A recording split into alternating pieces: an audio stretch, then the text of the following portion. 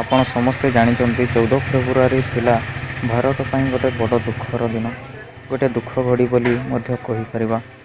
ତ ସାଙ୍ଗମାନେ, ଯେଉଁମାନେ ଏ ଦେଶ ପାଇଁ ନିଜର ଜୀବନକୁ ବାଜି ଲଗାଇଦେଲେ, ଯେଉଁମାନଙ୍କ ପାଇଁ ସାରା ଦେଶ ଶାନ୍ତିରେ ଶୋଇପାରୁଥିଲା, ଆଜି ସେମାନଙ୍କର ଅନୁପସ୍ଥିତିରେ ସାରା ଦେଶ ଶୋକର ଛାୟା ଖେଳିଯାଇଛି।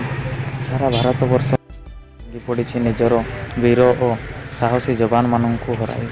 ପ୍ରକୃତ ହିରୋ ଏଇମାନଙ୍କୁ କୁହାଯାଏ। ନିଜର ପରିବାର ଠାରୁ ଅନେକ ଦୂରରେ ଥାଇ ମଧ୍ୟ ସେମାନଙ୍କର ମନରେ ଟିକେ ବି ଦୁଃଖ ନଥାଏ। ନିଜକୁ ଭାରତ ମାତାର ପୁତ୍ର ମନେକରି ସେମାନେ ତାଙ୍କର କର୍ତ୍ତବ୍ୟ ପାଳନ କରିଥାନ୍ତି। ତ ସାଙ୍ଗମାନେ, ଯେଉଁ ବୀର ସାହସୀଙ୍କ ପାଇଁ ଆଜି ଆମ ଦେଶ ଗର୍ବରେ ମୁଣ୍ଡ ଟେକି ଚାଲୁଛି, ସେମାନଙ୍କ ପରିବାର ଲୋକଙ୍କୁ ଯଦି ଆମେ କିଛି ସାହାଯ୍ୟ କରିପାରିବା, ତାହେଲେ ଆମେ ବି ନିଜକୁ ଧନ୍ୟ ମନେ କରିପାରିବା। ତାମାନେ ନୁହଁ ଯେ ଆପଣଙ୍କୁ ଗୋଟିଏ ରାଶି ପ୍ରଦାନ କରିବାକୁ ପଡ଼ିବ।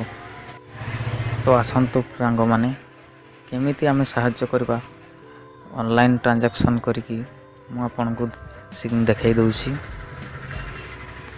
ତ ଆସନ୍ତୁ ସାଙ୍ଗମାନେ, ସମସ୍ତେ ମିଳିମିଶି କିଛି ଅର୍ଥ ସାହାଯ୍ୟ ଆମେ ସେହି ପରିବାରମାନଙ୍କୁ କରିବା ଯେଉଁମାନେ ଆମ ଦେଶ ପାଇଁ ଜୀବନ ଦେଇଦେଲେ। ତ ଫ୍ରେଣ୍ଡସ୍, ପ୍ରଥମେ ଆପଣ ଆପଣଙ୍କ ଫୋନ୍ପେ କିମ୍ବା ପେଟିଏମ୍କୁ ଓପନ୍ କରନ୍ତୁ।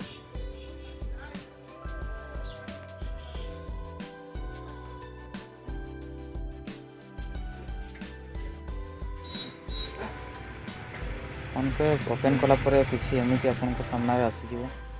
ଆପଣଙ୍କ ଉପରେ ହିଁ ମିଳିଯିବ contribute for families of the Pulwama bravers. ଏଇଠି ଆପଣଙ୍କୁ କ୍ଲିକ୍ କରିବାକୁ ପଡ଼ିବ। ଯେଉଁଠି ଦେଖନ୍ତୁ ଗୋଟେ ସେଲ୍ୟୁଟ୍ କରୁଛନ୍ତି ଆର୍ମି।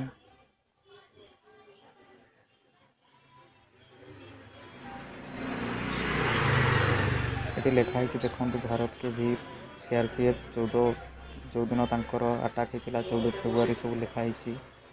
ଆପଣଙ୍କୁ ଏ ତଳେ ଦେଖନ୍ତୁ କଣ୍ଟ୍ରିବ୍ୟୁଟ୍ ନାଉ ଲେଖା ହେଇଛି। ଆପଣଙ୍କୁ ସେଇଠି କ୍ଲିକ୍ କରିବା ପାଇଁ ପଡ଼ିବ।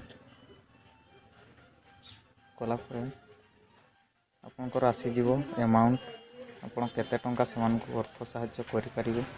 ଆପଣଙ୍କ ଇଚ୍ଛା ଅନୁସାରେ ଆପଣ ଯେତିକି ବି ପାରିବେ, ଆପଣଙ୍କୁ କୌଣସି ବାଧ୍ୟ ନୁହଁ, ଯେତିକି ପାରିବେ ଆପଣ ସାହାଯ୍ୟ କରିପାରିବେ।